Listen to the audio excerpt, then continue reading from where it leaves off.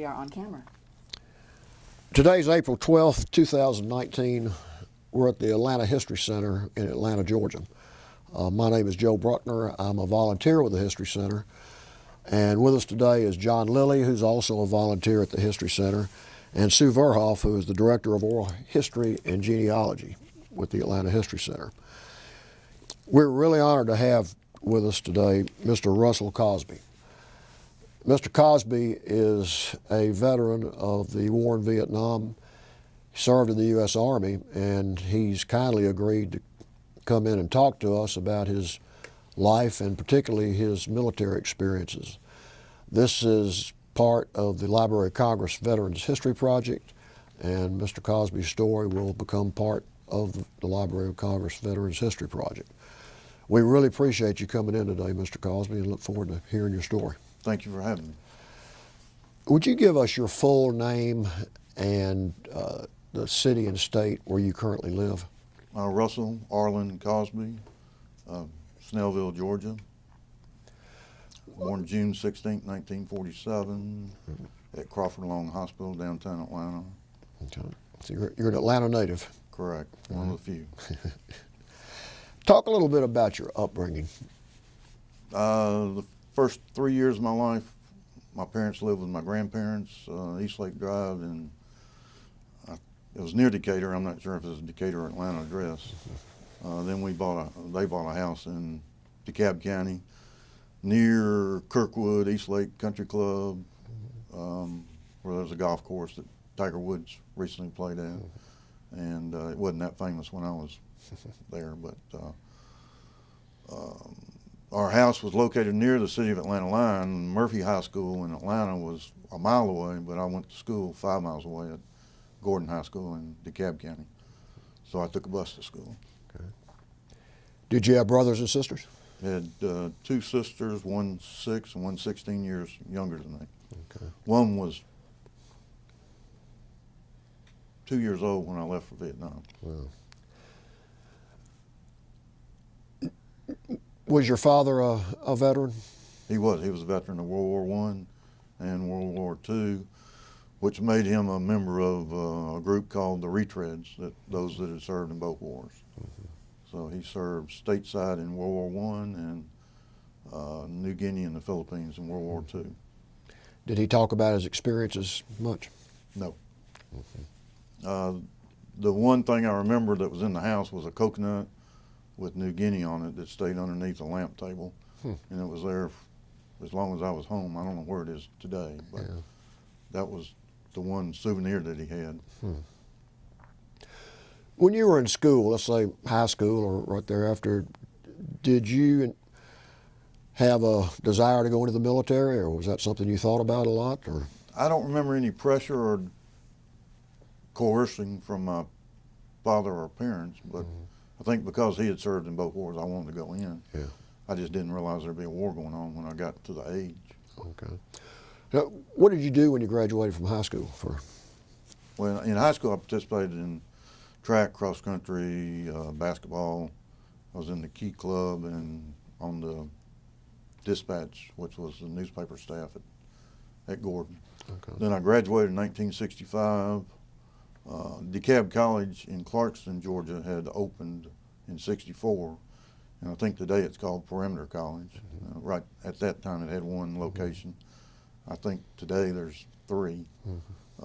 So when I graduated, I started working at Sears and Roebuck, which it was called then, which 5 years from now it may not exist as Sears as we know it today. But I worked at Sears on Ponce de Leon Avenue, across from the Atlanta Cracker Ballpark, and next door to the induction center, recruiting center, and all that on Ponce de Leon. So when I was growing up, my dad and I went to see the Atlanta Crackers play in the 50s and up until '65. They were in the AA and then AAA. And then the Braves came to town in '66. So we'd park at Sears, which was free parking. And back in the 50s and '60s, early '60s, Sears was open 9 to 6, 6 days a week, closed on Sunday and closed at 6 o'clock at night.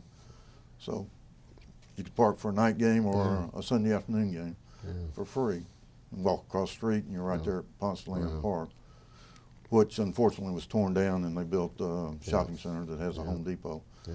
But the one thing that still exists, I think, is a magnolia tree, which was in center field, and it's still there. It's still there. Yeah. And this is 50 years later. Yeah.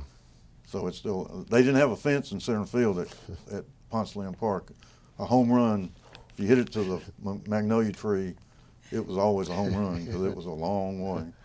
It was 400 plus feet, I think.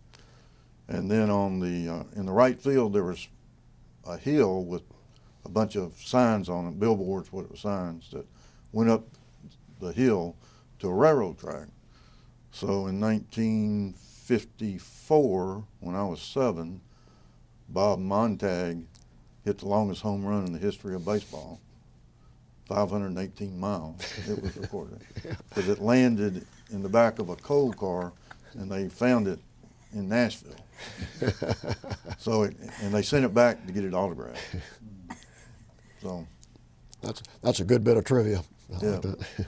So then, That wasn't the Atlanta Cracker organization the most successful minor league yes, it was. organization in history? A guy named Earl Mann was the owner or general manager or something like that. And we went there quite often. And then in the mid 60s, they started having exhibition games with major league teams. Like the Yankees came, the St. Louis Cardinals. I think Detroit was here. So they usually had standing room in the left field. They put a rope up, and you stood behind the rope if you didn't have a seat. Yeah. So I went to lots of games there. During my youth, I also played baseball at the DeKalb Memorial Athletic Association from 6 to 16, and my dad was a coach there. So that no longer exists. When I've driven nearby on I-20, it's a bunch of 50-foot tall trees now. So it's been going a long time. At the time, it was probably one of the best Little League, Babe Ruth leagues in the Southeast because we had a lot of tournaments there. So I went to DeKalb College anyway and worked part-time at Sears in the afternoon. I worked in the catalog pickup desk. So back then we didn't have fax machines, didn't have internet. You call in your order, that somebody take your order and write it down, put it in a file, and then when customers came in to pick it up, my job was to pull their order and go through a curtain into a bunch of bins and pull their order and bring it back out to them. So this was the Amazon of the 50s and 60s. Actually, it was probably around from the 20s, 20s, 30s, 40s, 50s, and 60s, and it didn't close down until late 70s, early 80s when they closed the Ponce de Leon location, which was a retail store on the basement and the first level, and then the upper levels, it was probably a 10-story building, was all the catalog distribution plant. And we didn't have FedEx, so we couldn't be shipped to your house.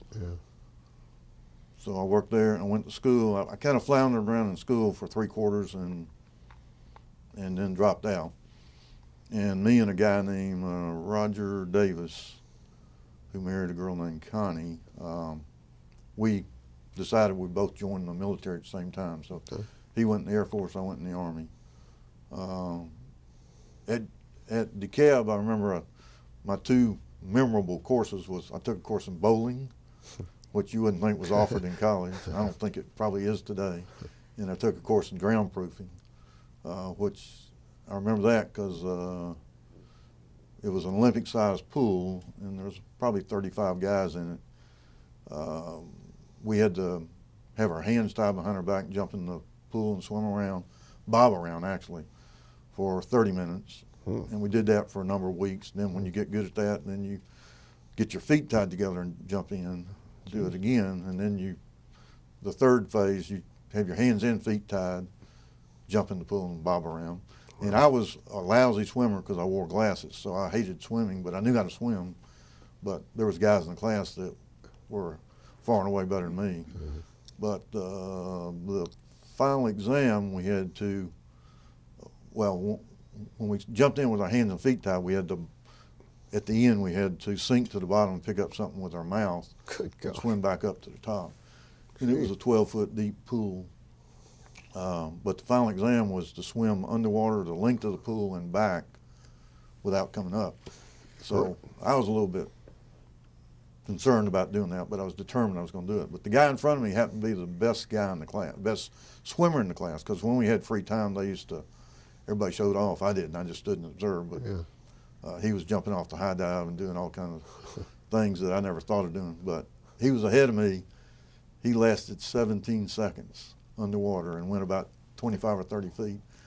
So I got in there and made it all the way down and back, but I stayed under for almost 2 minutes. So, 2 minutes? Yeah, 2 minutes. So there was only about 5 or 6 out of the 35 that were able to do that. Wow. So that was even though I didn't do anything academically that I remember, that was my greatest achievement in my first 3 quarters of school. Well, that's a pretty great achievement. Well, I still remember it. So anyway, that was when I went to the recruiting center on Ponce de Leon next to Sears. The recruiter, I guess, not really sure how it evolved, but he either asked me or I brought my report card, which we got back then, a piece of cardboard with your name and your grades on it. And I took typing in high school, so he suggested I go to steno school, which is taking shorthand. So I said, why not? So then on 12 July, I reported to basic, to the induction center, which was in the same building. We took a bus to Fort Benning, Georgia. They have 2 basics down there, Harmony Church and Sands Hill, that I bet still exist. And the 3 things I remember about basic was the first week while you're there, you get your shots, your inoculations, and they did that then with an air gun, not a needle, and you just stand in single file and you walk up and they shoot you in the right arm, and you take a few steps forward, they shoot you in the left arm, then the right arm again, and the left arm. And I remember I was seeing stars when I got through, but I was able to stand in the shade under a tree while everybody else went through, and by the time they got through, I was able to stand up at least, because I didn't want to fall out. Yeah. So I made it the rest of the day, which was at that time I thought was a big achievement. The other thing I remember, because I was apparently one of the sergeants saw that I typed too, so in basic I was called out a couple times, more than a couple, to go to the office and type rather than go out in the hot sun. So I didn't do it all day. I usually did it a half day, but I typed up like meal cards and PX cards and that kind of stuff, whatever they wanted to type. And I didn't have any bad habits back then, like drinking coffee, so I just kept at it the whole time. So they liked me, because I wasn't taking breaks like all the regular sergeants and enlisted guys in the office. They always had to take the break, and I never did. So. Now, where were you then when you were doing that? What was your location? Oh, Fort Benning. Still Fort Harmony Benning. Church. Okay. So then the second thing I remember was the gas chamber, which was a hut in the woods, about a 12 by 12 room wood hut, and you go in there with your gas mask with 5 or 6 other guys, and there was a drill sergeant in there, and he would tell you to put on your gas mask. Then he'd throw this canister of tear gas on the floor, and it would spew up with gas and fumes, and he'd order you to take off your gas mask, say your name, rank, serial number. And this is what everybody did, not just me, but everybody that went to basic. Okay. And by the time you say your name and rank, you can't say anymore. You can't say your serial number. And then he makes you suffer for another 20 or 30 seconds, and then kicks you out the back door and another group comes in. The third thing that I remember was bivouac, which is the last portion of basic, where you spend a few nights in the woods and you have a tent and sea rations to live on, and then you play war games during the day.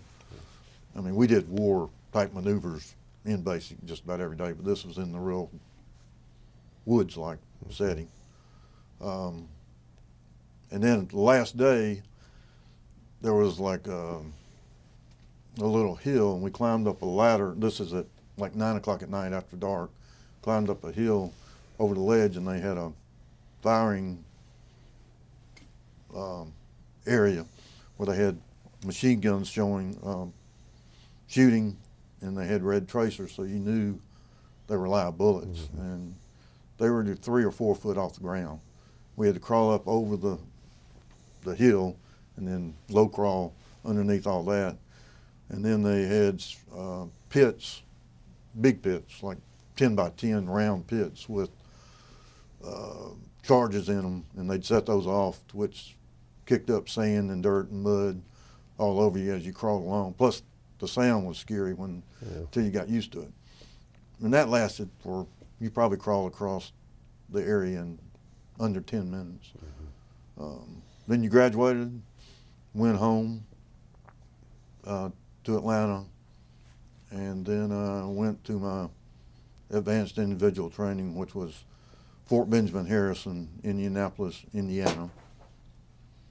And I went to a school-like setting in a office building, basically, where I took shorthand, typing, military terminology, and English. And we did that Monday through Friday. And started that in early October and graduated in early February. During basic, I had been recommended for OCS, like a lot of other people too. Mm-hmm. And I accepted, and I applied, and then I got accepted when I was in Fort Harrison, probably about November. But I didn't have orders, so when I graduated, I was assigned to an OCS holding company at Fort Harrison. And there was anywhere from 25 to 30 guys in that barracks waiting on orders like me.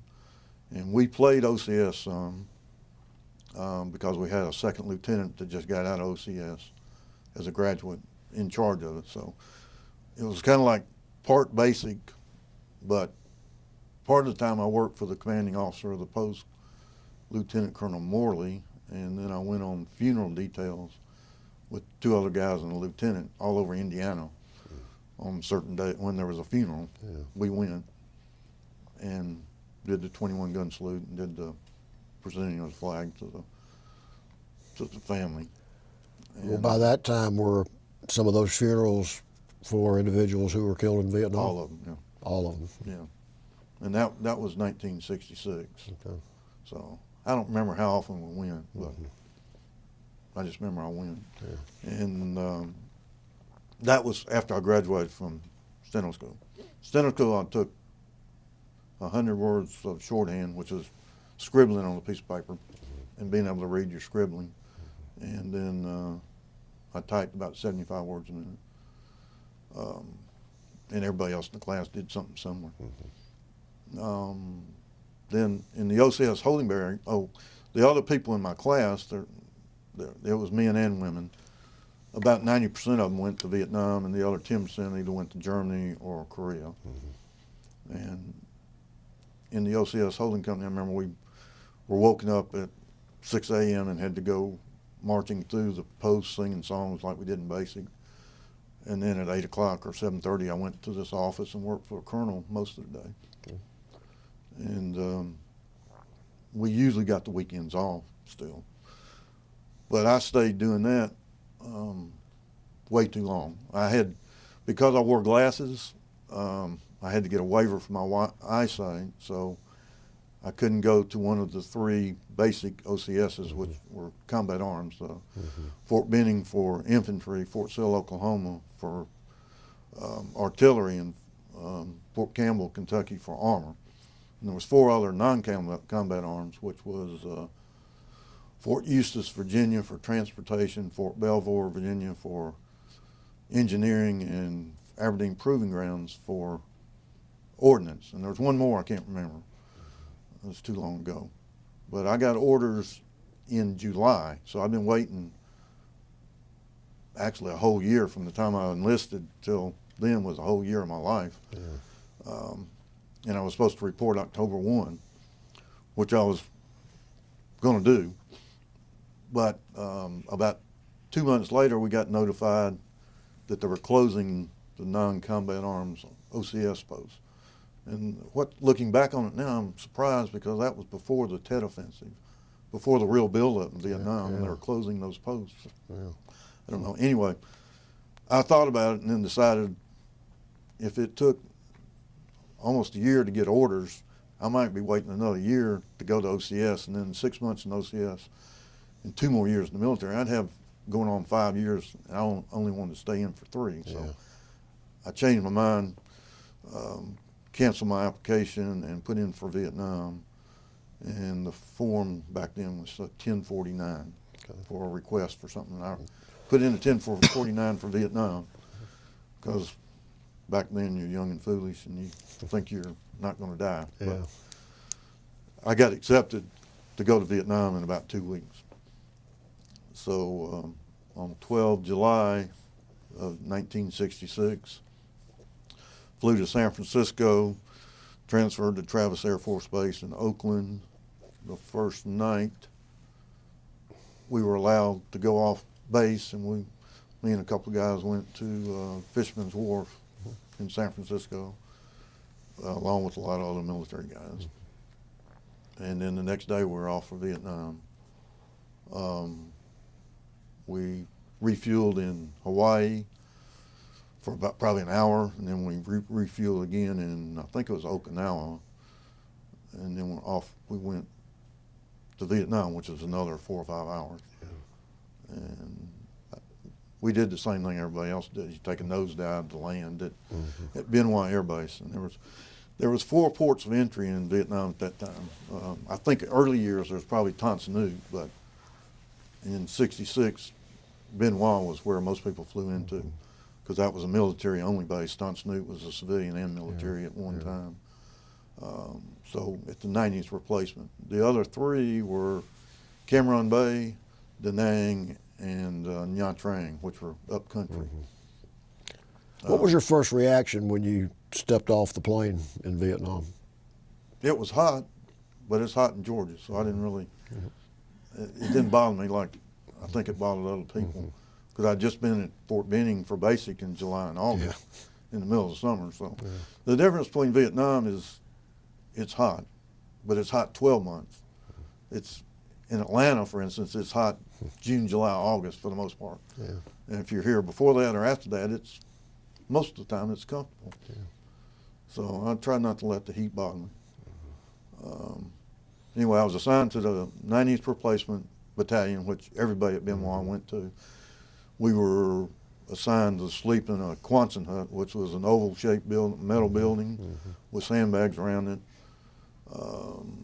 And we had roll call 3 times a day to get your orders, and they usually stayed there 1, 2, or 3 days. The only thing I remember doing there was policing the area, which was walking around and picking up cigarette butts all day, or whenever they told you to do it. So on either the second or third day, they called my name. I got in the back of a truck with 5 or 6 other guys, with a driver and a machine gun on the passenger side, and off we went. Didn't know where I was going. Nobody that was there knew exactly where they were going in Vietnam, but we ended up going on Highway 1 a short distance and crossed the highway and went to Long Binh Post, which turned out to be the biggest post in Vietnam. And actually, I think it was about the same size as Fort Benning, which measures about 10 by 10, which is 100 square miles. Yeah. That's a pretty huge place. Yeah. And it had everything and everything within the confines. The only difference between it and Fort Benning, it had barbed wire around it with bunkers and foxholes every few yards, because there was VC potentially in the area. And they had, some places they had towers up in the air where they had guys with weapons. Our report was delivered to my commanding officer's office, I guess.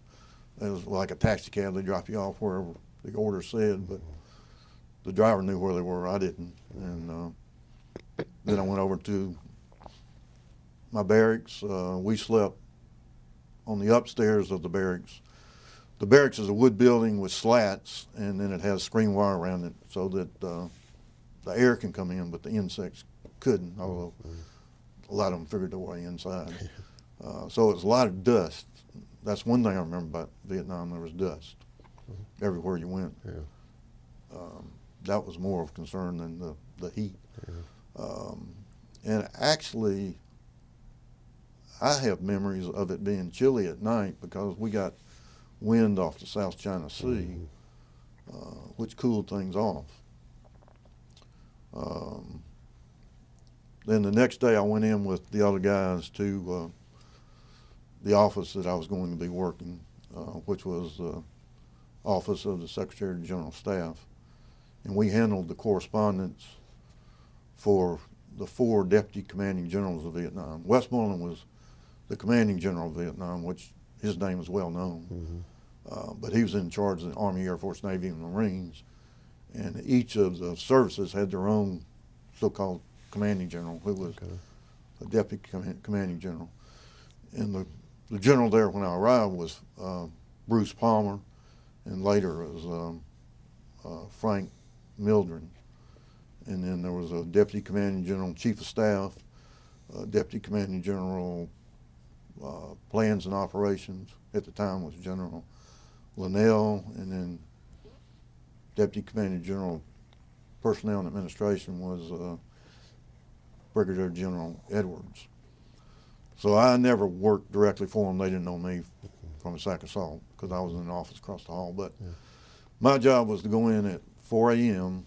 So because I was going in before daylight, I had a Jeep, and I took a pistol. But in general, we didn't take weapons to the office. But I was there. I was out on the roads before anybody else. Most other people, because everybody else reported at 7 a.m. So my job was go to the mailroom, pick up teletypes and mail, bring it to the office, punch holes in it, read it, figure out which general it should go to.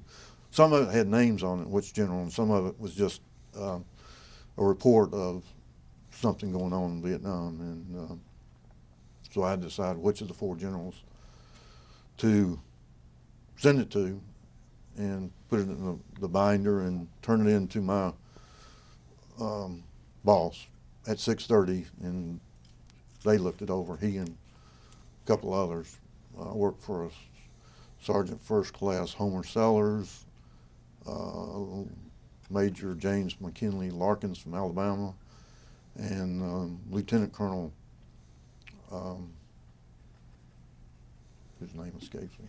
How was that? I can't remember.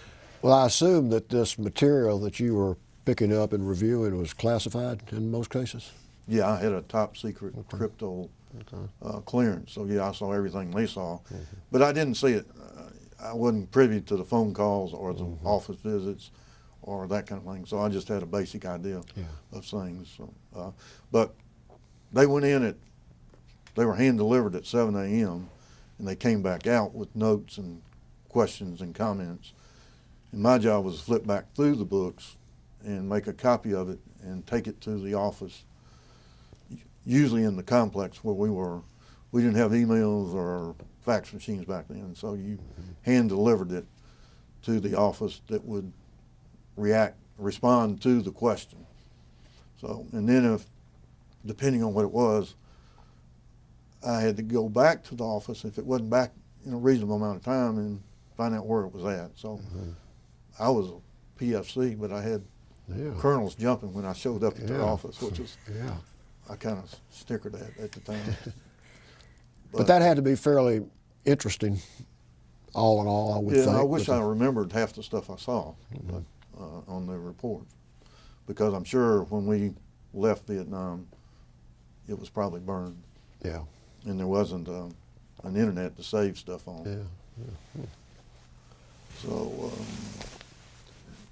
Now, when you were providing this information, were you dealing with any Vietnamese military at all, or just U.S. military?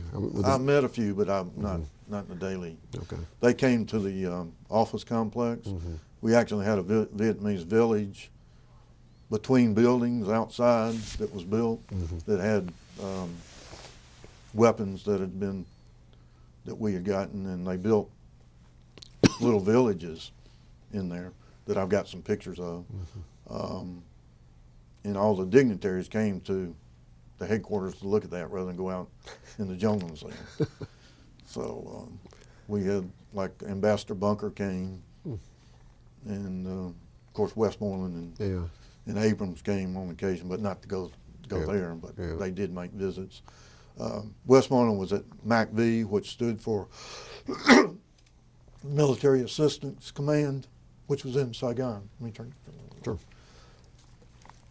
On camera. Oh, I remember the first, the head boss for me was Lieutenant Colonel Wilkerson, who later came to Fort Mac and was the commanding officer there. That would have been in probably 68 or 69, I can't remember. Then as far as the post was concerned, it was set up like Fort Benning. It had everything under the sun, a PX, it had bunches of mess halls where we ate, NCO clubs, EM clubs, officer clubs. It had a swimming pool, which I didn't like swimming, so I didn't go there, but it was there. We had an outdoor latrine, which was a little wood building with 3 or 4 seats in there, and you had an individual door for each seat. But the bad part, you didn't have a divider. So first time you opened the door, you didn't know if someone was already in there. There wasn't an occupied sign outside. So you'd open the door, somebody would be sitting there, and you'd have to say, oh, excuse me, shut the door and go to the next one. But once you got in there, sometimes there'd be other people in there, and the thing I hated is sometimes you'd have somebody want to have a conversation, and I'd say, let me get in and get out. But anyway, when you got through, there was a bucket of lime you poured in the hole. And the worst part of that, which fortunately I wasn't involved in, was some guys, there was a big pot underneath each of the seats, and there was a door underneath on the backside. Somebody had to have that job every week. They had to pull out that big bucket, take it about 50 feet, pour kerosene in it, and light it. And you just wanted to make sure you weren't downwind on that thing, because it was a black smoke that burnt for 3 or 4 hours, and it smelled. If you think Vietnam smelled, this smelled a lot worse. So. You never had to pull that detail, did you? No, I never did. Thank goodness. I don't know who had that. I can't remember. I wish I'd have taken more pictures. I took quite a few, but there's a lot of things that were just everyday life. You don't realize you'll forget about it, or forget the circumstances or the people involved. Yeah. Regret that today. But I have a lot more than some people. Yeah. In the barracks, we had 3 mamasans, as we call them, and they washed our clothes, polished our boots, washed our linen, and swept out the barracks every day, because there's one thing that got in there was dust. Then I remember we had, back then it was reel to reel. This was in the 60s, so we had a reel to reel tape deck that you watch movies on.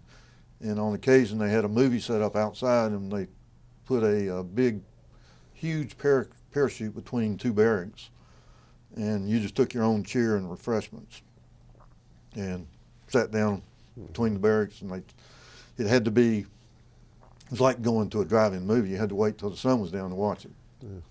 So I remember the first movie I watched was John Wayne and the Green Berets.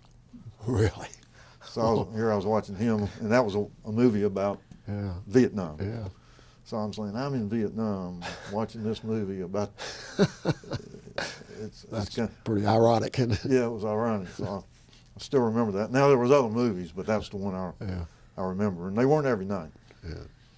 And then there was a lot of EM clubs, NCO clubs that were there. And they had a few private restaurants that I never did go because I could eat at the mess hall for free, but you had to pay to go there. So all I remember is one was Chinese. I don't remember what the other few were. So these were what, like privately owned restaurants that were inside Yeah. the wire? Yeah. Interesting. Yeah, I don't know how they got, and it probably, well, I didn't go there, so I can't say, but I assume they weren't run by Americans. Yeah. And in the offices where I worked, the Secretary of General Staff office where I worked had about 10 people working in it. And we had a female secretary sitting out front because she was pretty and we weren't. And then across the hall was the four generals. And they had the general, and depending on their rank, they had usually a major or a colonel, and then some of them had a first lieutenant, and then an enlisted man, and then a female secretary. So the job I was trained to do was take shorthand. I never did the whole time I was there because I wasn't pretty enough. So, and those four ladies, who were probably in their 30s and maybe early 40s, I don't know, they were Pretty. but they were too old for me. But they were nice ladies. But Now, were these Vietnamese? no, these they were Americans. Oh, okay. I guess they had thinking back, I guess they would have had a GS rating probably. And they lived in a mobile home park, pretty nice. So once in a while, somehow we confiscated some burgers and steaks, and they had a grill at their house outdoors, and we would go over there at night and have a little get together. Not very often, but every 3 or 4 months that was a treat that we had. So what else can I say? Oh, we had a shower was just a wood building, probably a 10 by 10 wood building with screen wire from about your chest up, and then it had little nozzles in the ceiling, and you had a twist handle on the wall, and they filled that 50-gallon tank up every morning. But if you took a shower early, it was pretty cool. In the middle of the day, it was warm, but after dark, it got cold water. And the worst part I remember was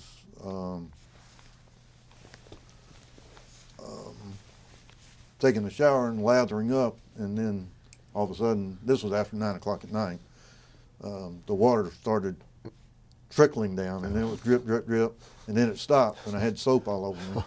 So I had to wipe off the soap with a towel. So that's the last time I took a shower after 9 o'clock at night. If it was that, after that, I waited till the next day, because that was miserable. You can't get your soap off with a towel. But compared to other guys that were there, that was the least of my worries. So I arrived 13 November 66, and no, 67, excuse me, because I've been at Fort Benjamin Harrison a lot longer than I should have been. I'd been there from late September of 66 till November of 67, over a year. I did get to go to the Indy 500 twice because they had a rain out the first time. And the other thing at Fort Harrison that is memorable is because we were OCS candidates, we were given the task on the weekends of playing the VC in the woods behind the office complex. So because most of the people going to school there were adjutant general or finance school officers, ROTC officers. So they'd been to college, but they hadn't played in the woods, I guess. So we were the VC, and they gave us everything you could want. We had hand grenades, assimilators, which is like a cherry bomb. We had smoke grenades, we had smoke bombs, and we had tear gas, and we had blank ammo. And then the different class of ROTC guys came every weekend to go spend the night in the woods with us. So we got really good. I kind of felt like the VC after I realized how the VC were in the jungle, we were like the VC because we did it every weekend. They only did it once. Yeah. So we got pretty good at being VC. Yeah. We knew where to ambush them, Yeah. where to hide. We knew the escape routes that they didn't know because it was the first time in that woods. Yeah. So there's more than one occasion we got them in a horseshoe type. We had them almost half circled, and then we'd throw tear gas behind them and smoke, and they couldn't see how to get out. And we had, and by the way, they had a major in charge, and he was the one that would say, "You're dead, you're dead, you're dead," like that. But there was times when they'd get up crying, probably from the tear gas. Yeah. But well, did that experience help you at all when you were over in Vietnam and you were reading these reports that were coming in? And I mean, could you sort of put yourself in the mind of the VCs because you had played a VC when? Well, yeah, when they, well, I don't think I got that kind of reports. Just, well, I guess got reports of attacks in various parts of Vietnam that happened the day before or that night. Yeah, and I guess when they said the VC escaped into the jungle, those kind of things. Yeah, yeah, that was similar to what we were doing at Fort Harrison, but that we did that for a number of months, probably the whole time I was there actually. But then on occasion I had a weekend off. Yeah. But getting back to Vietnam, we had the latrine and then the shower. And then we had slot machines in the NCO club, I remember. I didn't play them because I didn't have enough money. But the other thing I was going to mention about basic, when you go in basic, I'm sorry to revert, but that's okay. It's something that I haven't seen on other videos, is the pay scale is $78 a month for a private E2 in basic. But you don't have any expenses because all your food and clothing is paid for. Yeah. But it's nice to have a little extra bucks. But by the time I got to Vietnam, I think it was PFC, I was making about $130, and then you got, everybody in Vietnam got $75 combat duty pay, no matter where you were stationed. So I was making over $200 a month, and didn't have much expenses. We did have to pay the mama sons $5 for all three of them a month for what they did. So they were getting $120 to $150 between the three of them, which to them was pretty good money. Yeah. And our weapons were kept in the lower level of the barracks. So when we got attacked, we went down there and got issued our weapons quickly. And did you get attacked? yeah, we got attacked. I'm saying 5 or 6 times. Talk about those experiences, if you could. Well, let me start before that. I got there early, 13 November, so coming up was Thanksgiving. We had a nice Thanksgiving meal that everybody in Vietnam, if they were in the bush, they were flown back in for a meal unless they were in a firefight. So I've got a copy of a menu from 1967 that everybody, to my knowledge, in Vietnam ate. And then after that, Christmas Day, Bob Hope was at Long Binh Post, and they had an amphitheater set up with about 30,000 GIs in attendance, and Bob Hope and Nancy Sinatra and Raquel Welch were all in it. And then President Key from Vietnam got up there and spoke, along with Westmoreland. And then there was a lot of brass there besides Westmoreland. And then Tet of 1968 happened on July 31st, 1968. And before that, the military had signed a truce with Vietnam for the weekend. But unbeknownst, well, actually there were some reports that there was some unusual activity, but we never did do anything since we had a truce. But the ARVN, the Vietnamese army, had gone home to celebrate.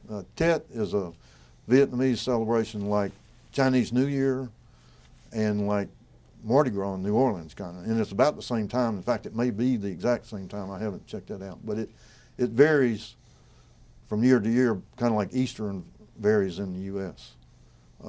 Or Easter varies worldwide. Maybe Mardi Gras varies from when it is observed in New Orleans, but it's late January to mid-February every year.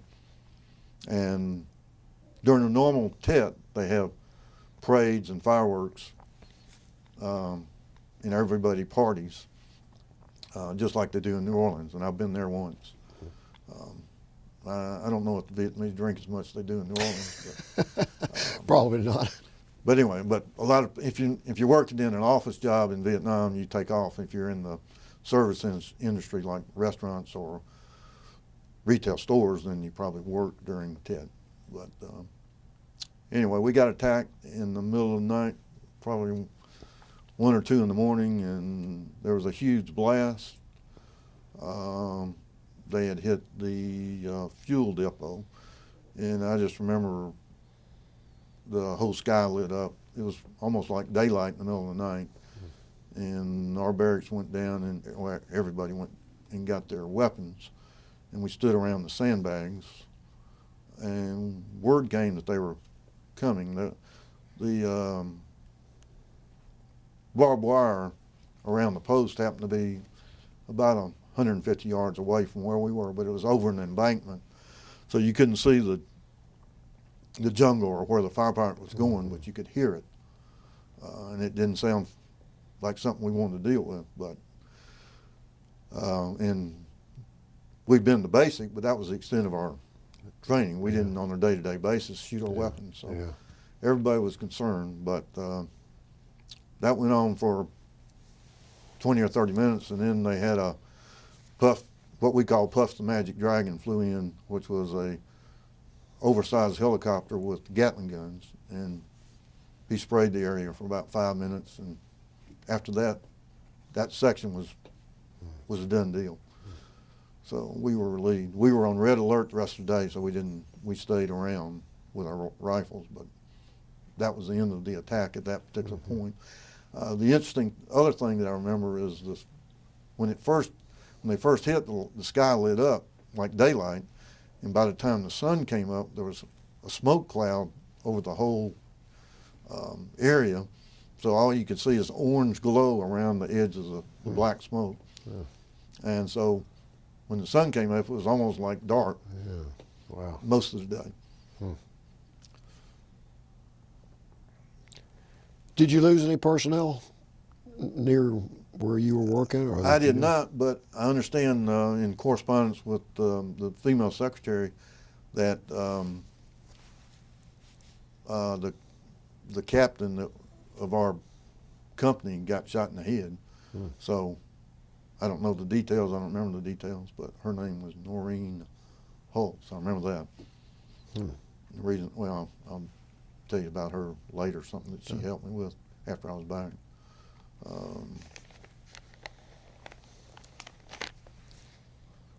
Forgot to mention my dad. He worked for Southern Railroad the last 30 years of his life. He worked for the railroad in the 20s and 30s, most of the time in New York City, during the time when the Yankees and Bronx Bombers were there with Babe Ruth and Lou Gehrig and that crew. He was there for 12 years, and then he moved back to Atlanta and retired from Southern Railroad in 1970. My mother sold Avon when I was younger, and then later she worked for either Bell South or AT&T, whatever it was called back then, maybe Southern Bell, maybe. And then later she worked for Georgia Tech. And my father was a member of the retreads, serving in World War I and World War II. Oh, I did bring that up, didn't I? I know you were proud of him. Yeah. Well, more so thinking back on it than I think I realized at the time. Yeah.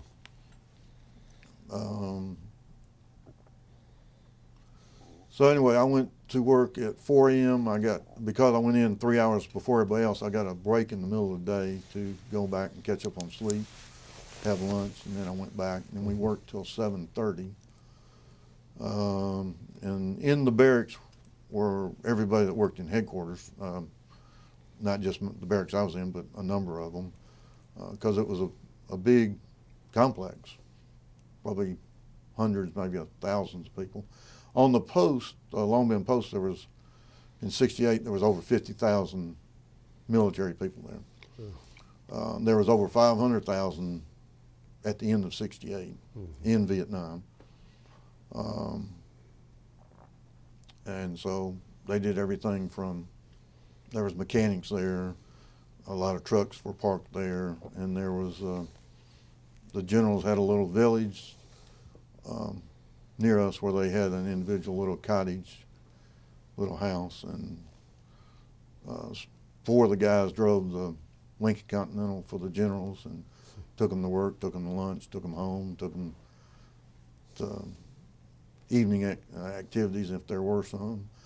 So they were on call early in the morning and late at night, but in between they just kind of sit around and wash the car and polish the car and stay at their house. And they had a phone to answer at the house when they were needed.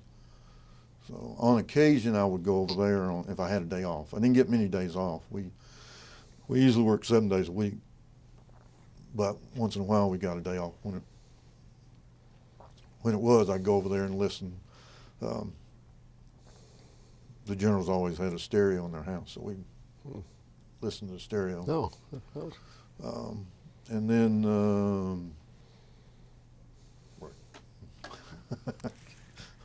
Off camera, on camera. During the period of the Tet Offensive, could you describe sort of the atmosphere around where you were? Was there a heightened sense of security? What did you notice that was different before Tet? And were there any subsequent attacks during Tet by the VC or the North Vietnamese? well, everybody was scared because they weren't but a football field and a half away, and we could hear the sound. But once Puff the Magic Dragon came through, we were kind of relieved. And they had flags posted. A red flag meant red alert, means heightened activity around. I don't remember what the other colors were that they posted during a normal day, but that was the only major thing that I'd say was close at that time at Long Bend Post. The extra thing for us was the generals' houses were less than a mile from where we were, so, and they had full control of whatever the resources they could get a hold of to respond quickly. So, and there was more than just the 4 that I worked for. There was, I think there was a General Whelan, and I think there was 2 field forces. It was right outside the post, but of course he came inside the post to sleep, I guess, at night. And there was a couple of others that was there. So the little village was 6 or 8 little cottage-like houses, and they had a security guard gate to get in. But the one thing I remember in the office, I was a newbie because I got there in November, and this was late January, early February. I was volunteered to fly to the PX in Saigon at the Tan Son Nhut Airport with a chopper, so to get supplies for the office. Yeah. So I didn't know what was going on down below, but it was fairly safe. I had 2 door gunners and a pilot, co-pilot, and me. They parked right at the front door of the PX. I ran in and got whatever was on the list, and came running back out and jumped in. We were down there and back in less than 30 minutes. Because the chopper could get to Saigon in probably 10 minutes. But we flew over a lot of smoking ruins and little small fires. But the fighting itself in Saigon was mostly over. During that time, they hit the U.S. Embassy in Saigon and got inside of it because it was a surprise attack. We weren't prepared. The ARVN were gone to celebrate Tet. And but by lunchtime, the Marines had secured the embassy and taken control of it. So we got hit during the course of my time there, which was a year and 3 months. 5 or 6 times. They either hit the fuel depot or the ammo dump to start things off, which always set up a big, I mean, they were just waking us up. Yeah. Instead of a quiet attack, they always woke us up with that. But either one of them had made a big explosion. Yeah. Fortunately, they weren't too close to us, because when you got a post that's 10 miles in each direction, it's a fairly big post. Yeah. One thing that people may not know is the Army or the military had a TV station called AFVN TV, and somewhere in our barracks we had a TV. Back then you had antenna. You didn't have cable. You didn't have satellite. You had one channel. It was AFVN, and it was on most of the day, I guess. And there was also AFVN radio, which who's the guy on? Robin Williams. Well, he played, Hello, Good Morning Vietnam, the movie. But Pat Sajak on Wheel of Fortune was a DJ over there at the time. And I actually have a bunch of tapes, but I'm sure they're dried up because my Akai tape deck that I had, that I used to tape them on, stopped working. But the tapes themselves I still have. They're 50 years old. So I'm sure, I doubt if they work. I'd love to know. I need to investigate taking them somewhere to find somebody that's got a working one. It would be real interesting if I did. Yeah. But Pat Sajak is on Wheel of Fortune, if you've ever watched that. Yeah. With, I can't think of the beautiful lady that... Vanna White. Vanna White, yeah. So... Well, after Tet was over, or when the offensive was over, did you notice any difference in attitude from the people you dealt with? I mean, was it a sense of relief, or we beat them, or more fear, or what? It was a heightened alert.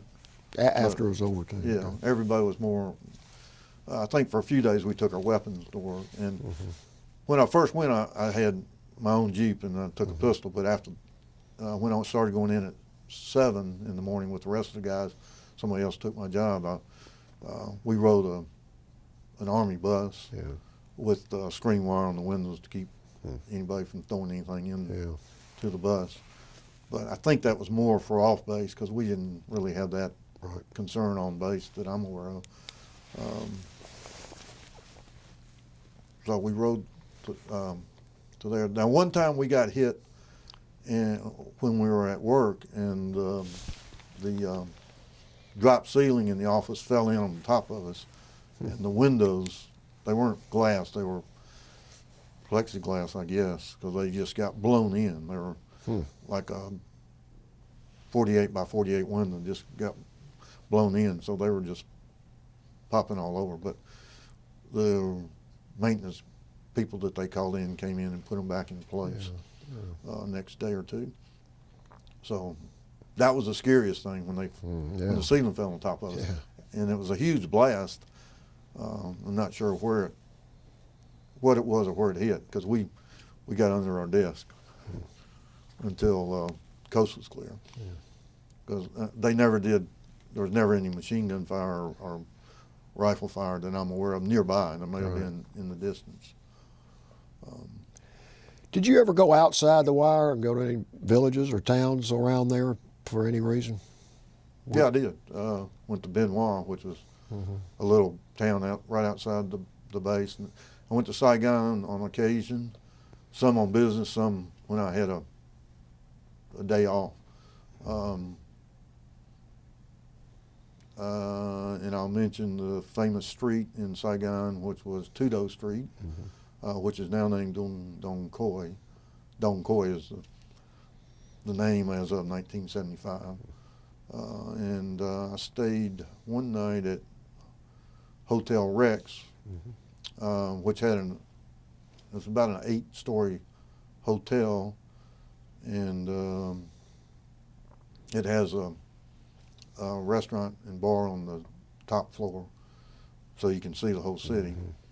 So that was the Sergeant First Class Sellers took me with him in December to go down there. So we spent the night, went to MacD, and came back.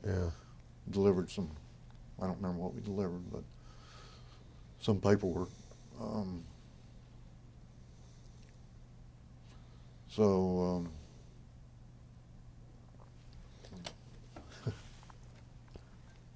On camera.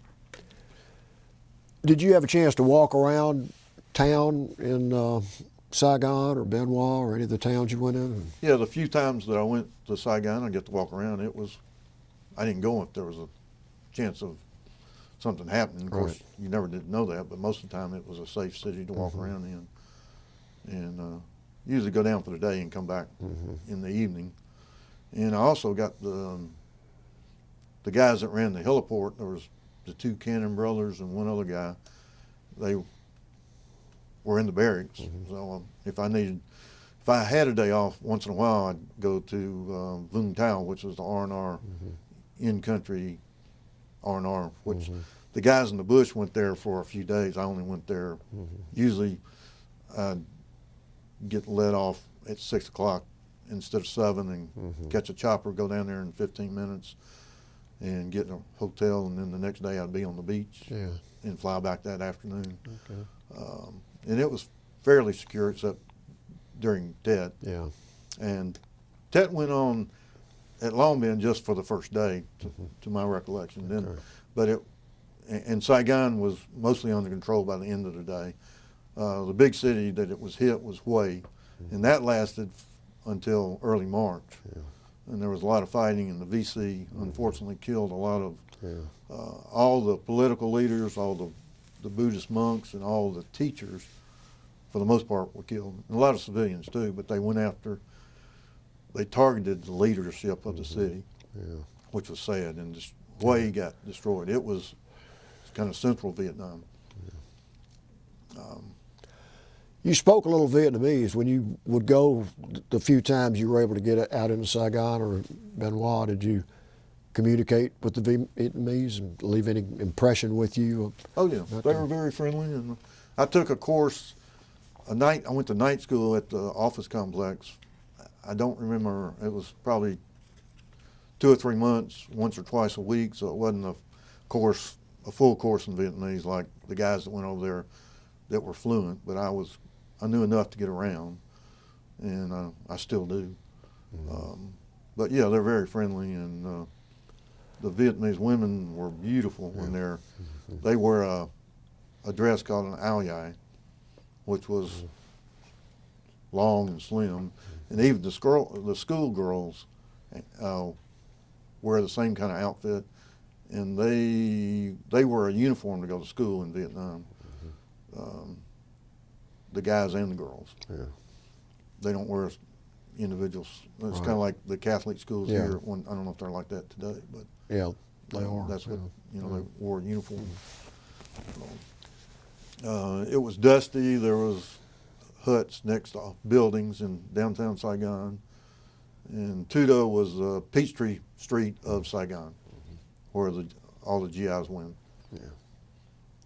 And in my travels back, that's where I went. Okay, Tet has concluded, and how much longer did you serve in Vietnam after the offensive was over, approximately? Another year. Another year. Okay. I was supposed to leave in November of 68, but sometime during that year, Nixon put out an order that if you left Vietnam with 5 months or less, it was a waste of time to go to a new duty station for a short time. So he allowed you to go back, and I think the requirement was that you go to college, which I wanted to do. So I took advantage of that. He extended 3 months to put me over the time limit. So I served 2 years, 7 months, and 1 day. Okay. Did you have any other experiences in Vietnam after Tet that you want to talk about? We just got hit 5 or 6 times, but never as close as the first time. The last 6 months I was there, I got a night job. So I'm guessing, I worked at the NCO club as a bartender from 8 to midnight after working 7 until 7:30 at my regular job. Wow. So I got paid $1 an hour, and we weren't real bartenders. We had little gizmos in our hand, and one was bourbon Coke, Scotch water, vodka 7 or vodka orange juice, stuff like that. Yeah. But I do remember that beers were 10 cents and mixed drinks were 25 cents, which Hadn't seen them that cheap since, have you? no, I have not. We had you had a PX card that allowed you to buy so much beer or so much cartons of cigarettes, I think it was.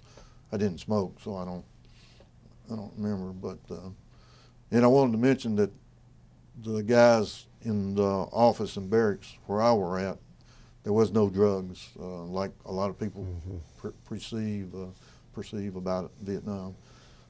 If you went in Saigon or Bien Hoa, there was little kids selling it, but I always avoided them. Yeah. And they were only 6 or 8. They didn't know what they were doing. They were just told by their mama, make some money for me, probably. Yeah.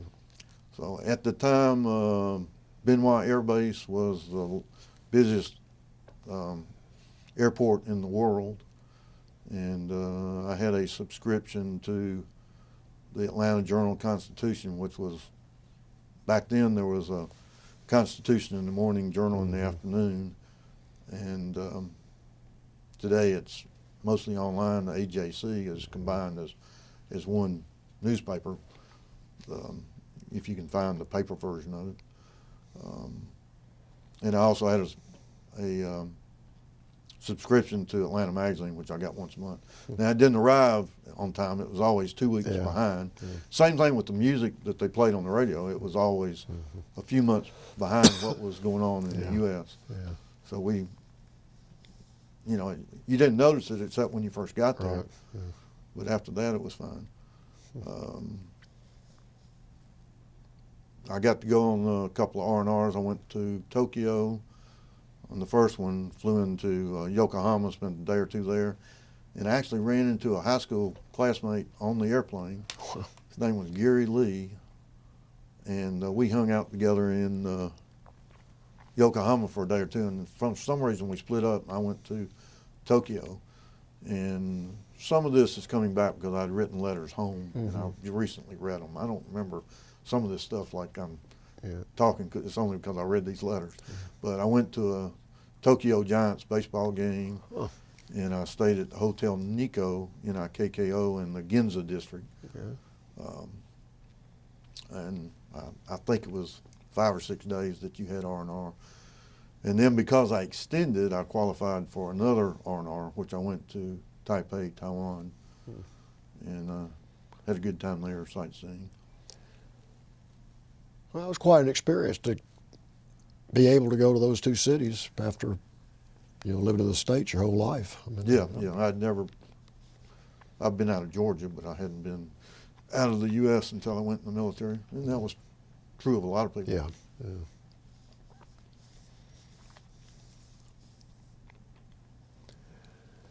So I left Vietnam 13 February of '69. So I'd been there since November of '67 to February of '69. And there was an attack after I left, and the commanding officer of our company got shot in the head, is what I was told, by the female secretary. The reason I was told that, the reason I remember that is because, and I didn't have any problems at the San Francisco airport like other people have mentioned.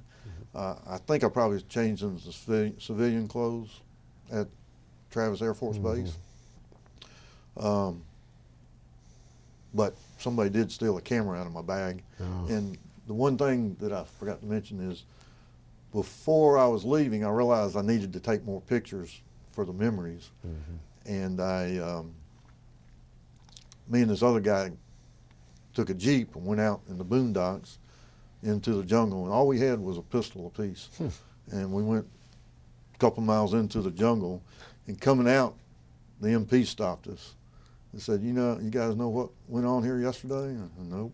And he said, 2 guys got ambushed and killed right where you're at. Wow. So Oh. we were Oh, glad to get out of there. yeah. Good gosh. Then when I worked at the nightclub, the bar, the NCO club, whatever, my job at night was to walk the waitresses who were Vietnamese back to their barracks. I had to check them in. They had an MP standing guard at their barracks, but they slept on base. So Oh, okay. I always looked up at the sky and I could hear fighting going on in the distance. I was like, this is crazy. I'm walking Yeah. a dozen, 10 or 12 Vietnamese down to their little hooch and dropping them off, and then I'm going to mine. Yeah. In the middle of a war zone. That was a Yeah. That's. funny experience. And I was also the troubleshooter in the club when there was a problem. I always had to go, because I spoke a little Vietnamese, I had to go out and solve the problem between, usually it was a drunk GI getting too, A fight or something like that. either a fight or too much touchy-feeling with the waitresses. Oh, okay. Yeah. That kind of thing. Yeah. And they'd start getting mad. So Yeah. I'd be the referee kind of guy. Well, you had a fair number of responsibilities over and above your regular job, didn't you? I mean, you had a second job bartending, and That was the last 6 months, and that then was you just were to the- make extra money, at $1 an hour. then you were the referee when there was a dispute. Yeah, yeah. But that, for the most part, that was more fun than it was work.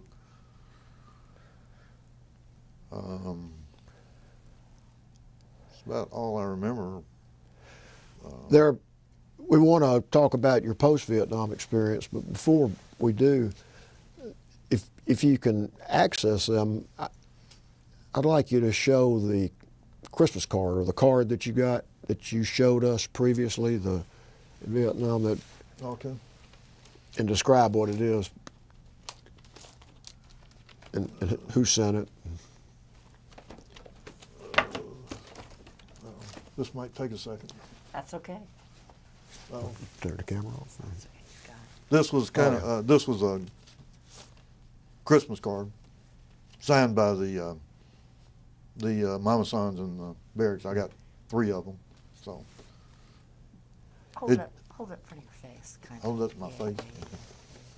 there You can't. And read show it. the front of it too. That's you go. really Yeah, pretty. Very pretty.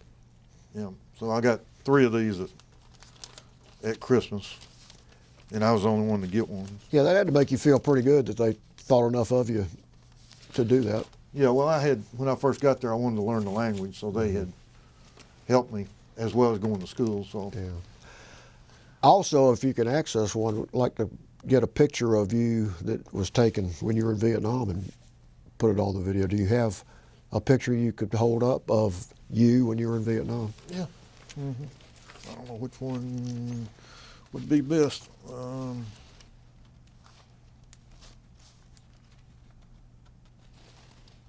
And this is the bed we had was Yeah, that's a good one. I like that. Yeah.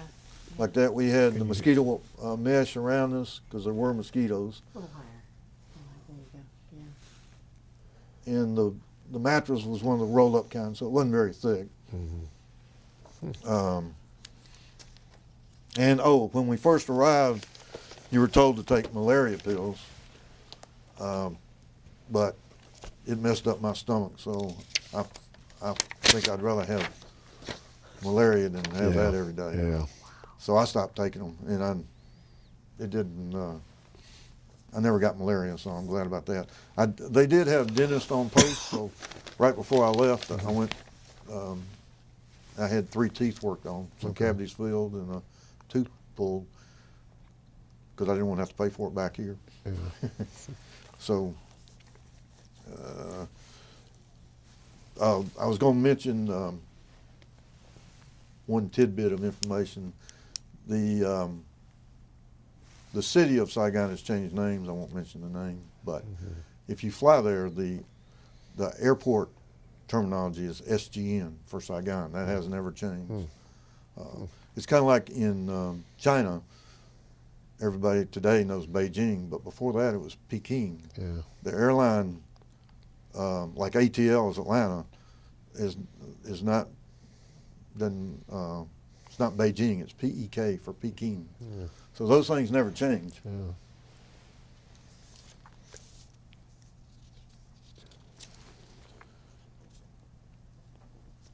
I got to, when you went to the barber shop there, I don't remember how much it was, but it wasn't much.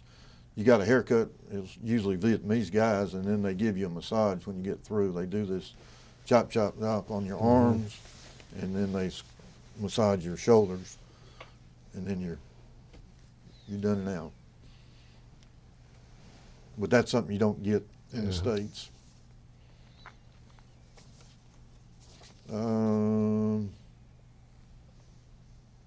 I was going to say, the thing that I don't think people realize about the Vietnamese people themselves is they lived in shacks. And unlike the Americans here, where if somebody's trying to get inside your house, you got a door with a lock on it, you got a telephone you can call 911, and you got a police reaction, hopefully pretty quick. But over there, they didn't have that available. They didn't have a phone, first of all. They didn't have, their front door was either a sheet or a piece of bamboo or something that could open or close, didn't lock. So the biggest problem that I saw was the Americans would go through in the daytime and befriend the Vietnamese, and then the VC would come at night and walk inside their little hut and put a knife or a gun to their head or throat and threaten them if they didn't do something. Yeah. So I don't know if it was as much you had to distrust them like some people wanted to. I think they were just trying to survive. They were the innocent people, and they didn't have weapons or any defense. So whoever had the upper hand on them was what they ended up doing, which was a sad scenario. The other thing we had on base, we had military payment certificates rather than U.S. dollars, and those were what we used to buy things. If you went to the PX, and at one time while I was there, the military, I guess, realized that a lot was on the black market, so they overnight changed the money from one NPC to another, and only military people could convert. So what was on the black market ended up being useless. And the Vietnamese money back then was piastres, which we call P. And the exchange rate was, I forgot what it was, but today the exchange rate, I just checked, is $1 is 23,015 dong. It's called dong now. Well, actually, it's called dong then as well as piastre. So a penny over there is a lot less than a penny here. And think how much a penny's worth. When you were there, did you have an opportunity to see the Bob Hope show at any time? Yeah, I did. December 25th, 1967, when I first got there. He was there a second time in '68, but I let the newbies go, and I stayed in the office because you've seen it once, and that was an honor and exciting thing to go to. I look at it now, and it's kind of, the jokes are kind of, they're not as funny as they were back then. But that was the only entertainment we had. Yeah. And most of the TV stuff was about the war. It wasn't. I don't remember having movies or anything on the TV. It was mostly updates on the war, rather than it didn't have soap operas and that kind of thing either, which I wouldn't watch. But and it was all black and white, and the TVs were about 10 or 12 inches, which actually is like the TV that I had growing up. It was RCA Victor in a cabinet that was about a 10 or 12 inch TV, and one side was the TV, the other side was your turntable, and you could play 78s or albums on it. Both of those, somebody's interested in 100 years will think we're in the dark ages. Even today. Even today, yeah. When you got home, did you go to another assignment, or were you released? No, I was discharged in Oakland. Okay. And I have a copy of my orders. What was the reaction of your friends and family and others that you knew when you got home? Did they ask you a lot about Vietnam? Did they say anything No. that was memorable, or what was their reaction? No, that's one reason I'm here. I never have really talked much about it to anybody. So some of my close friends I did, but I don't know. There didn't seem to be a lot.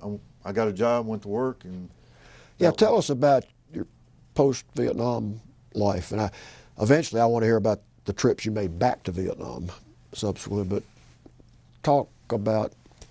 Well, when I got back, I started looking for a job.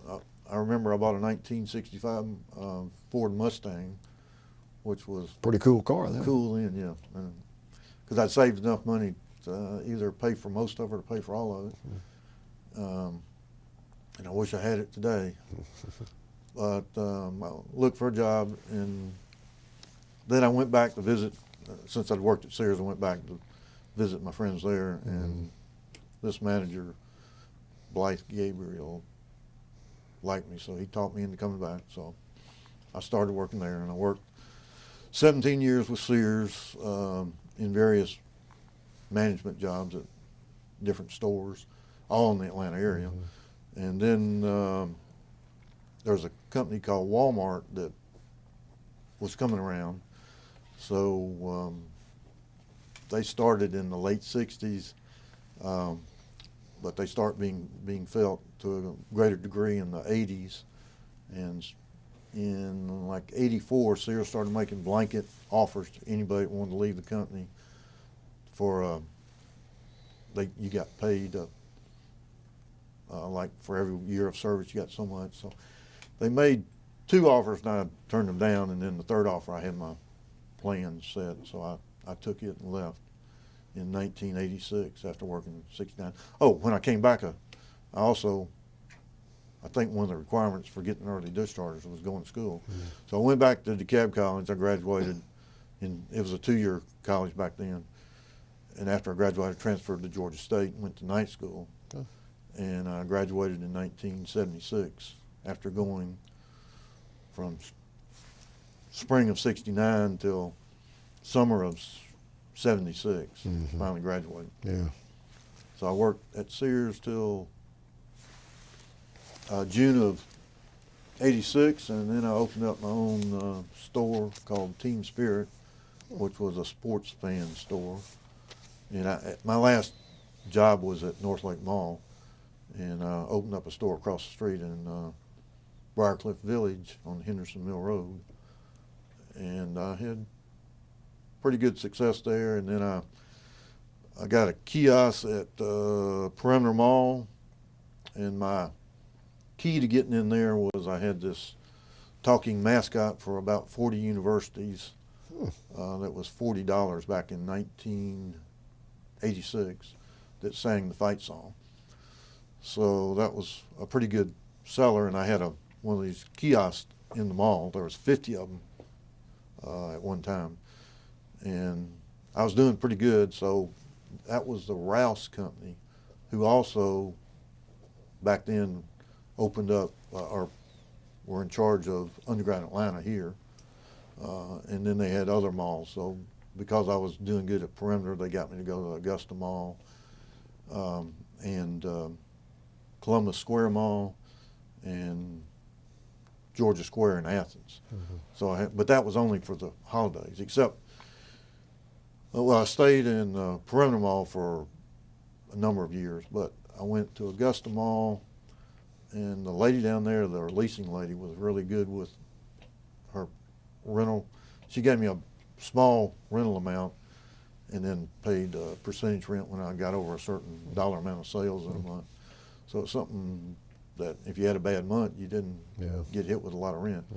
So I had my Team Spirit kiosk, and then 1990, Georgia Tech won the national championship with Colorado in football.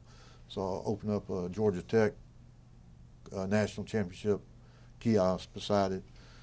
And then after things died down on that, the war in Iraq started. And so I had a Desert Storm kiosk. And that did really good. for a while, but then that only lasted for the build-up, and then the actual war was right at a month. Yeah. As soon as the war was over, it died. So Yeah. I got stuck with a lot of odds and ends. But there's a military base near Augusta, so I had T-shirts and hats and coffee cups and everything under the sun for my son serves in Iraq, or my daughter, or Right. my father, that kind of thing. So we were very busy down there. Yeah. So, but then I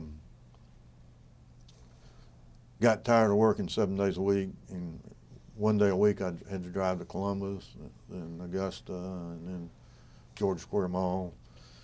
So I was doing a lot of traveling, and I wasn't making a killing. I was surviving. So that 93 is the year that North Point Mall opened in Alpharetta, Georgia, and Perimeter came out that they were going to raise the rent from, I think, $13,000 to $14,000 for November and December only for one of the little kiosks.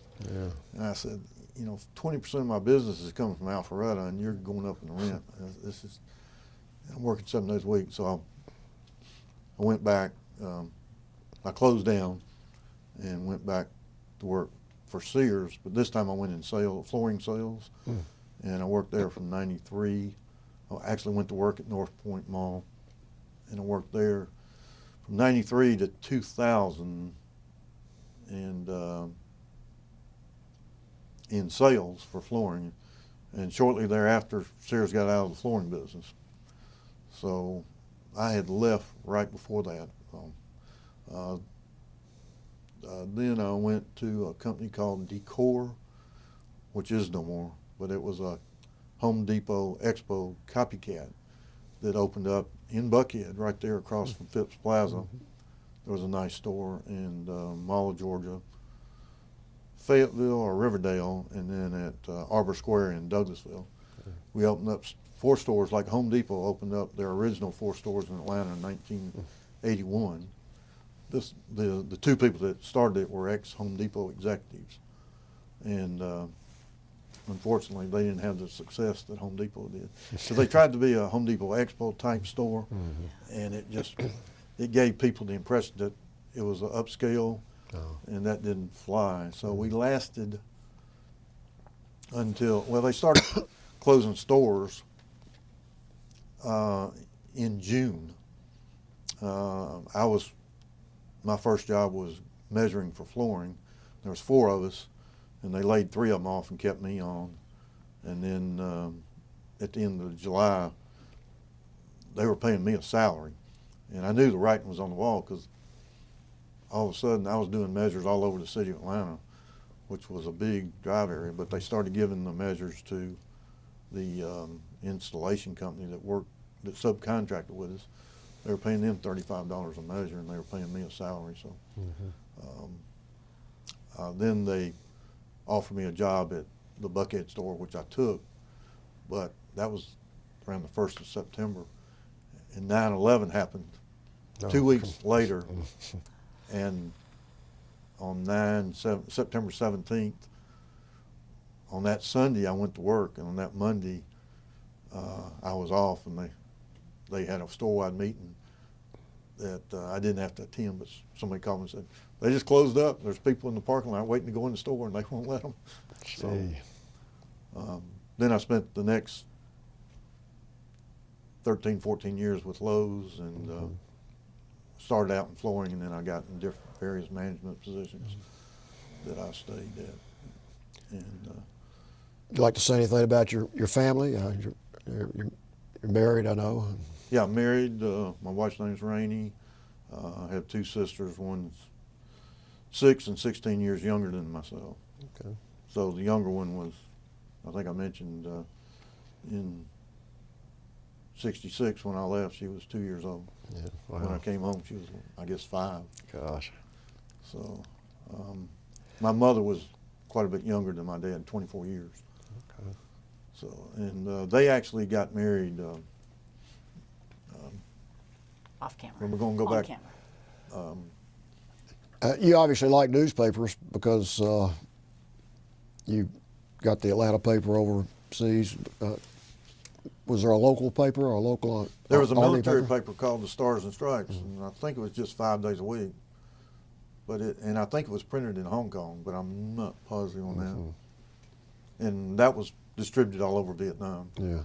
And the TV was, if you had an antenna and you had a TV, you could have watched it anywhere in Vietnam too. It wasn't just on Long Binh Post. The other thing of interest, I think, is to historians maybe that there was only about 20% of the people in Vietnam were in the infantry or in actual combat. Now that might have been higher in the Marines, but in the Army it was only 20%. There was 3 categories of military. There was combat support, and combat service support. And combat's obviously the infantry.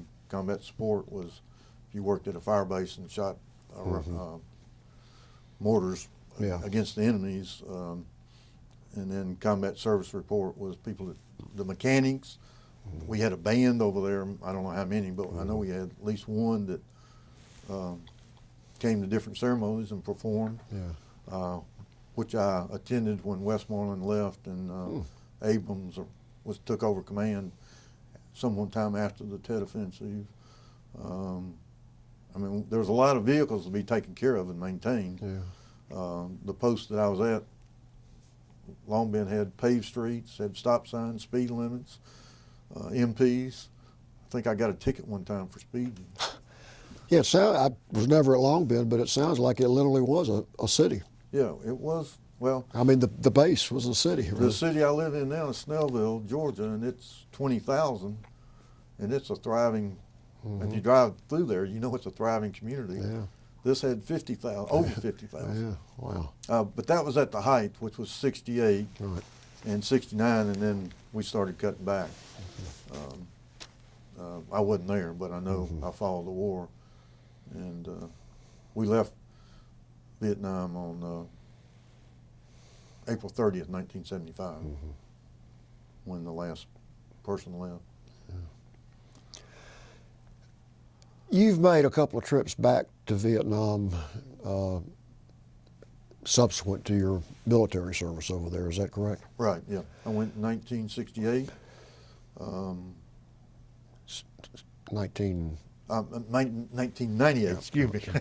First time was 67. 1998 in May, and I rented a house from a Vietnamese guy in California.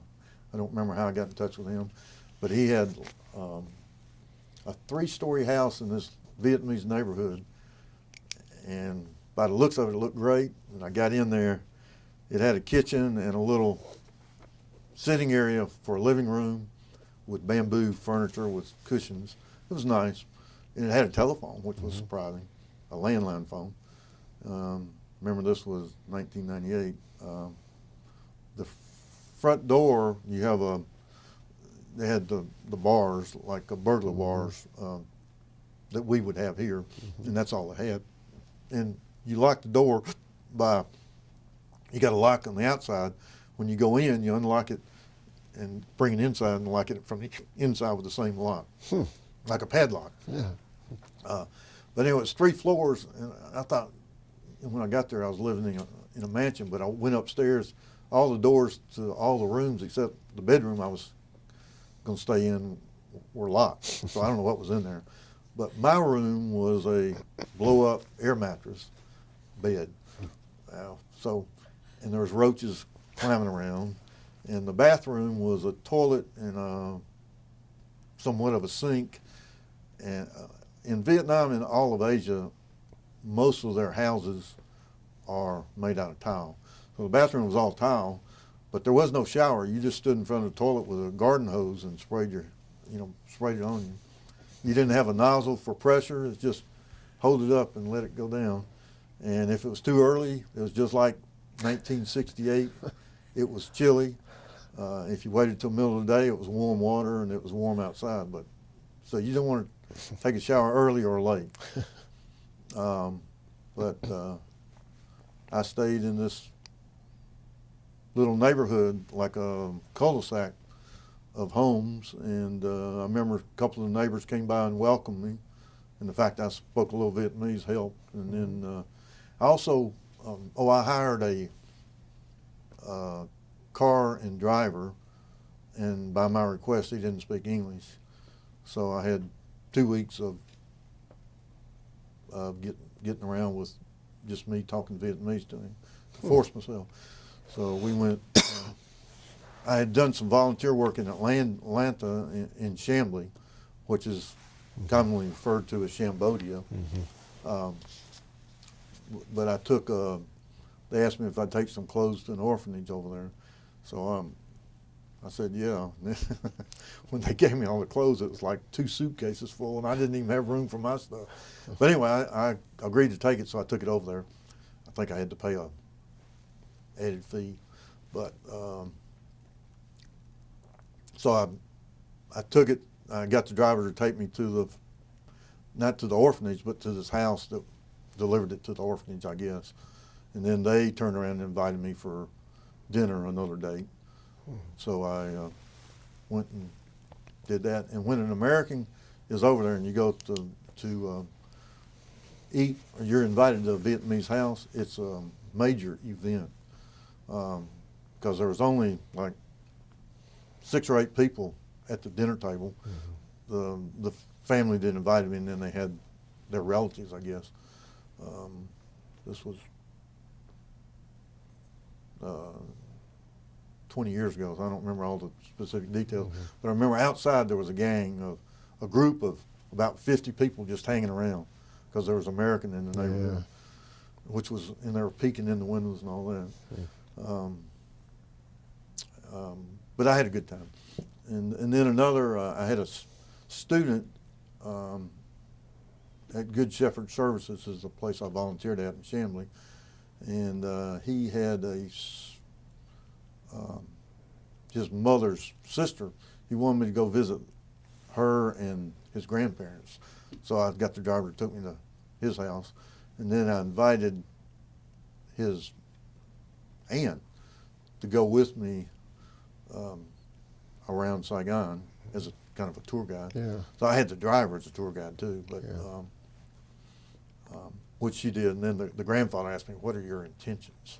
I said, "We're just going. Nothing's going to happen." So we went around. We went to the Coochie Tunnels, which are now they've dug them out so you can get down in them. Coochie was a place where the Vietnamese lived underground during the war and came out in the middle of the night. We didn't know they were there early on we didn't know how they were infiltrating where they were, because the tunnels were hard to determine. But now it's a tourist attraction, and you can go down. It goes 3 levels down. You're way underground. It's kind of spooky, but and it's all dirt. Then I went to, I can't remember if I went back in 2003, and I went south to Meta and Canto, which are further south from Saigon, on one of my visits. And I also went to Nha Trang, which is a little north of Saigon, up toward Da Nang, and that was beautiful country. Did you notice much difference between 98 and 73? I mean, 2003, because a lot happened with our relations with Vietnam during that period. During that time, no. There's still slums, and then there's high-rises. And that's still true today. Yeah. And there's still people living in huts on the Saigon River, tin roof buildings, huts or cardboard huts, and whatever happens goes in that river, so you don't want to drink out of it. Yeah. But that was true when we were there. Oh, yeah, yeah. So some things haven't changed. There's a lot more traffic, and the population is, I think there was like 1 million people there in '68 in Saigon, but there's probably 10 million or more there now. Yeah. I haven't checked recently, but it's a lot busier. Atlanta's grown too, but Yeah. Saigon's grown a lot more. Vietnam is a country of over 90 million people, and it's kind of the size of California, which has today about not quite 40 million. So you can see the population there is more than double California. Yeah. When you would talk to some of the Vietnamese that you got to spend some time with on those 2 trips, did they talk about the war, or just act like the war didn't happen, or what was the back and forth with you and the people that you talked to, since they haven't talked to that many Americans in a lot of years? Yeah. No, there's not any mention of the war. In fact, in general, not necessarily at both times I was invited to somebody's house for dinner, or afternoon lunch, I guess. Neither time did anybody mention the war. And most of the population of Vietnam back then was under 30, because most of them during the war, a lot of civilians had been killed. Yeah. So it was kind of like when I was growing up, World War II, to them it was history. Yeah. It wasn't current. So a lot of people, when you're riding a motorcycle downtown, they'd come up and tap you on the shoulder, hey, how you doing? Hello, hello. Want to talk to you in English. Yeah. So there wasn't any bitterness that I discovered.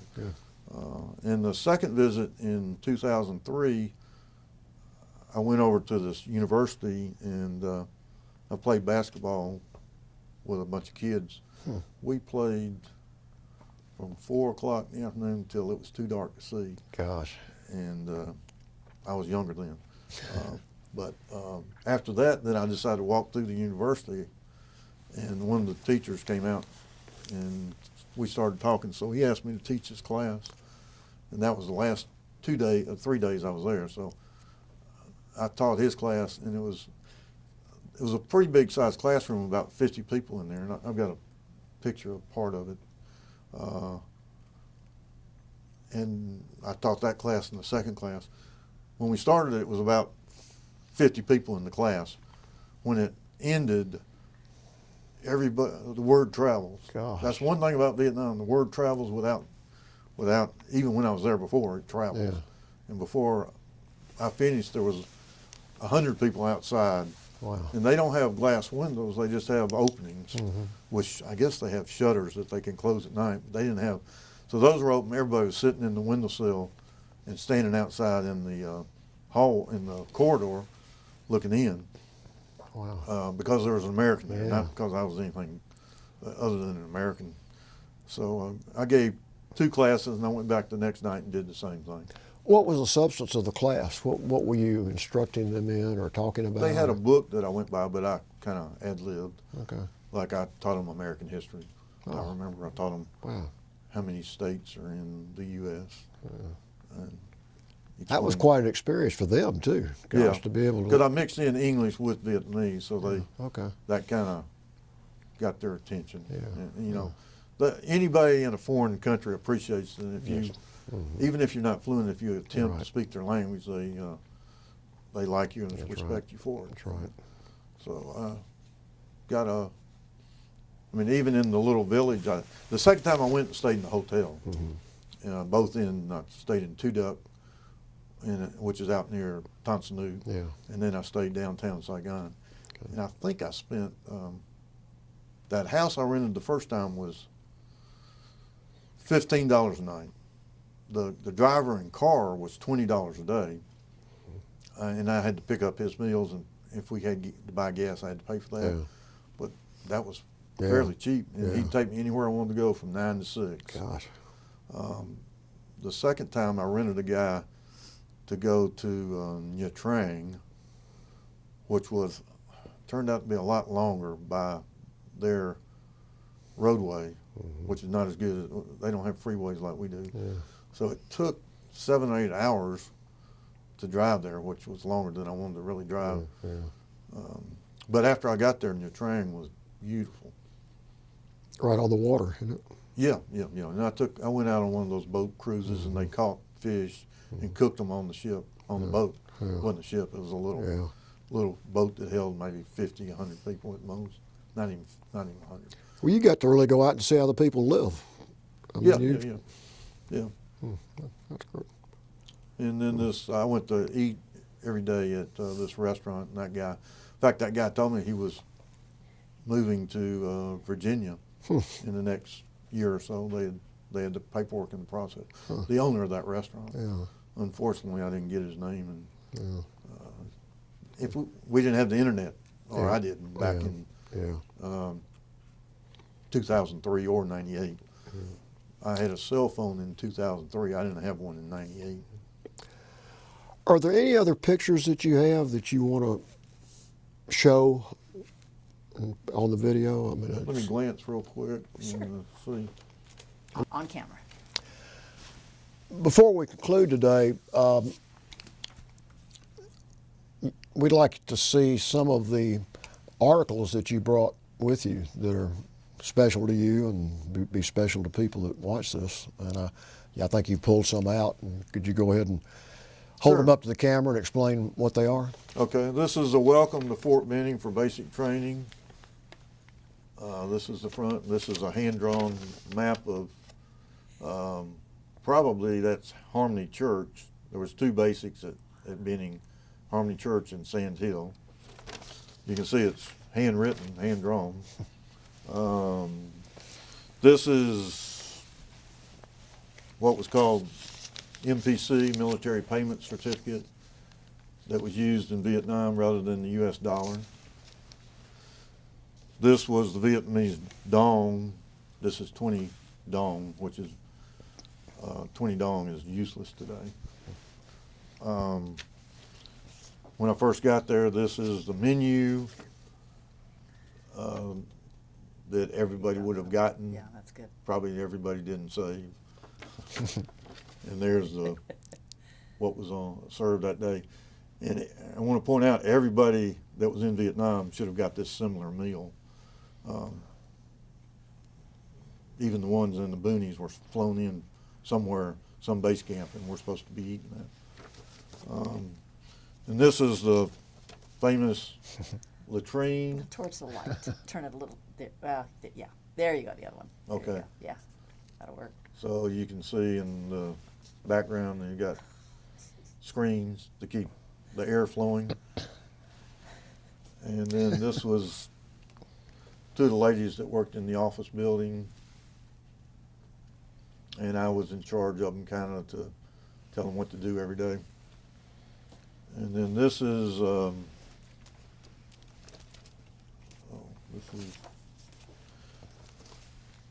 this is when I got promoted to E6. And this is a postcard that was sent home from basic training. And it says basically, "Dear parents, I arrived safely at Fort Benning, Georgia. I will be in the reception station for about 3 days. Please do not write to me while I'm at the reception center, since I will not be here long enough to receive the letter. I will write to you in a few days and give you my permanent address. In event of an emergency, contact the Red Cross." Now, if you were in the Army in 1960s, this is what you sent home when you first arrived. This is my father, who was, I mentioned, was in World War I and II. Down. That. A little down. Oh, Yeah, just down a little bit. So okay. there you go. Good. Okay. Good. That was an article in the AJC. This is another article of the retreads. The three men there, one's my father and the other two are the last three remaining veterans of both wars. And my father passed June 17th of '98. One of them had passed before and one shortly thereafter. So they all died within about a 1 or 2 year span. Fantastic. Well, I want to be sure you've had a chance to say anything you want to say or leave any kind of message on this recording. But before we do that, I want to be sure that Sue and John don't have any questions. Do y'all have any questions you'd like to ask? Or think I'm okay. Not at this time. Yeah, Okay. I think I'm all right. So is there anything else you would like to say or like to add? Well, it was a horrible war. Any war is horrible. A lot of things happened that a lot of people died unnecessarily, but the GIs that went over there did their job that they were called to do. And there was some dislike when we came back. Fortunately, I didn't experience it, and I'm assuming it's because I changed clothes. But there wasn't, when I got back, I don't remember anybody asking me what went on. And a few friends I probably told, but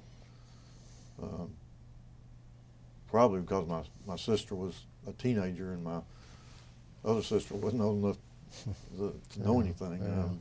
They didn't ask. So, and after a few years back, you're back in civilian life. You don't talk about it anymore.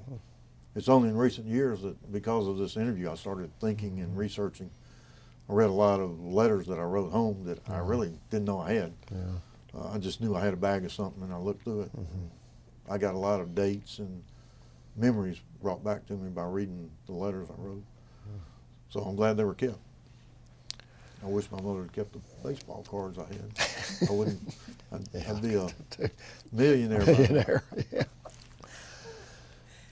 Well, I can't tell you how much we appreciate you coming in here today. I mean, you got a fascinating story, and you had a good foundation with your dad being in World War I and World War II, and you obviously have a work ethic. I mean, all the different jobs you had at once, and then what you did when you were in the Army was jack of all trades and 2 or 3 jobs at the same time. And I just think the fact that you took 7 years through various obstacles to get your education. I mean, not many people would have held out for that. They would have just gone on and done something else. And so you obviously have a respect for education, and it shows. Well, that was my whole, when I left Vietnam, that was my whole mission, was to get a college degree. So I can't say that it was that beneficial, but other than... But you're glad you did it. Yeah, I've got that certificate, and I'm glad I did it.